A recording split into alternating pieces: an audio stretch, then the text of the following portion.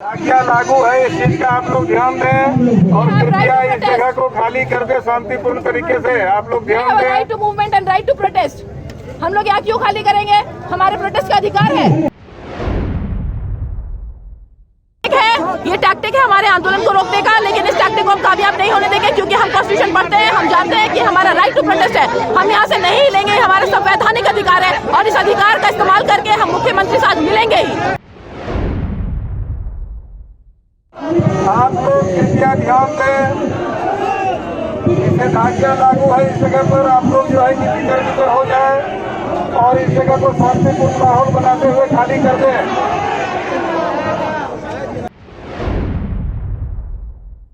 चीज को शांतिपूर्ण माहौल में समझते हुए इस जगह को खाली कर दें। संवैधानिक तरीके से हम यहाँ जमा हैं।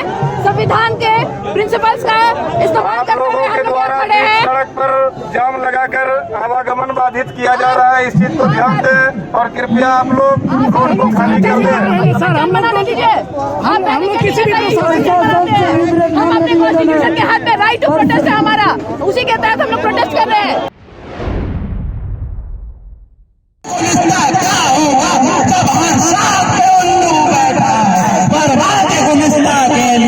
बस एक ही उल्लू काफी है। अंजाम रिश्ता क्या होगा जब हर शाम पे उल्लू बैठा है।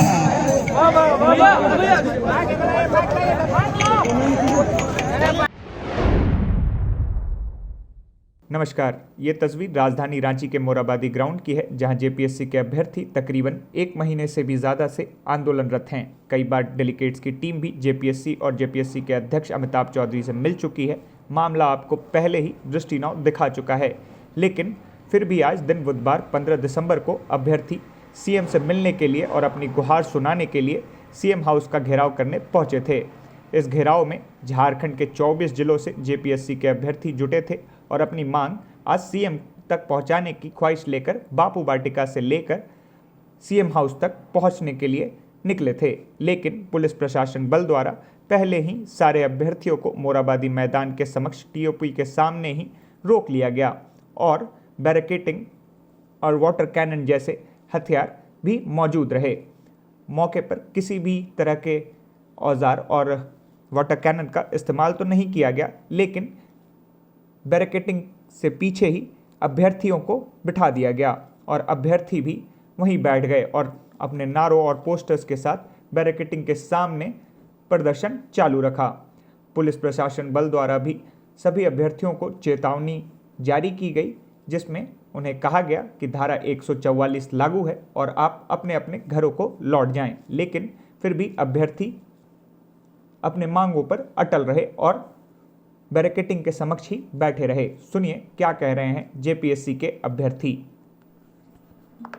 पुलिस बोल रही है कि आप यहाँ पे बाधा पहुंचा रहे हैं यातायात को और यहाँ पे 144 लगा हुआ है और आप लोग को आगे जाना अलाउड नहीं है। लेकिन फॉर देयर काइंड इन्फॉर्मेशन कि हमें कॉन्स्टिट्यूशन ने राइट दिया है, we have the right to protest, we have the right to free movement. आपने किस बेसिस पे हमारे ऊपर यहाँ पे 44 लगाया है? यहाँ पे किस बेसिस पे हमें आपने रोका है? आपके पास क्या रीजन है? हमारे पास वो सारे रीजन है जिससे हम पीसफुल तरीके से आगे बढ़ सकते हैं, आगे बढ़ना चाहते हैं। हमने यहाँ कोई भी हल्ला हंगामा करने की कोई उम्मीद नहीं है। हमने कोई इस तरह की कोई काम किया ही नहीं है और आगे करेंगे भी नहीं।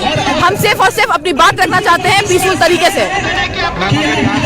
बढ़ने दिया जाएगा तो यहीं बैठे रहेंगे, आगे नहीं बढ़ने दिया जाएगा तो यहीं बैठे रहेंगे और आमरण अनशन में चले जाएंगे, क्योंकि हमारे कुछ साथी ऑलरेडी बैठे हुए हैं आमरण अनशन में। हम भी ज्वाइन करने वाले हैं और मैं ये भी रिक्वेस्ट करूंगी जो भी हमें सुन रहे हैं, क्योंकि यही तरीका है हमारे पास। अदरवाइज ये पुलिस प्रशासन जो है अपने फोर्स का यूज करके शायद लाठीचार्ज कर दे या फिर FIR कर दे। हमें उस नौबत तक पहुंचना ही नहीं देना हम लोगों को। हमें यही अपने आप को इस तरह से डेमोन्स्ट्रेट करना है कि हमारी बातों में इतना असर हो कि सरकार हिल जाए। Thank you. हाँ, तो उनका यही मकसद है कि अगर थोड़ी सी भी भीड़ इधर उधर होती है और थोड़ा हल्ला हंगामा होता है तो उनको मौका मिल जाएगा लाठीचार्ज करने का और वाटर कैनन चलाने का। बट ये हम होने नहीं देंगे। हमारी पूरी कोशिश यही रहेगी कि ये शांतिपूर्ण तरीके से हो, पीसफुल तरीके से हो, कॉन्स्टिट्यूशन के हद में हो। करेंगे तभी ना प्रशासन गोली मारेगा। वाटर कैनन है तो वो अपना सुरक्षा को लेकर के चले हैं, हमको अब अपना सुरक्षा लेकर चलना है। ये चीज जो है प्रशासन का काम है, वो उनका। इसमें अब क्या हम लोग क्या कर सकते हैं? हम लोग का तो मतलब ये छात्र का नैतिकता का हनन हो रहा है। इससे बड़ा दुर्भाग्य क्या हो सकता है कि हमारे मुखिया है जिन्हें हम चुन के भेजे युवा मुख्यमंत्री, अगर उनसे मिलने के लिए अगर हमें अनुमति नहीं मिल रही है तो झारखंड के लिए इससे बड़ा दुर्भाग्य क्या है?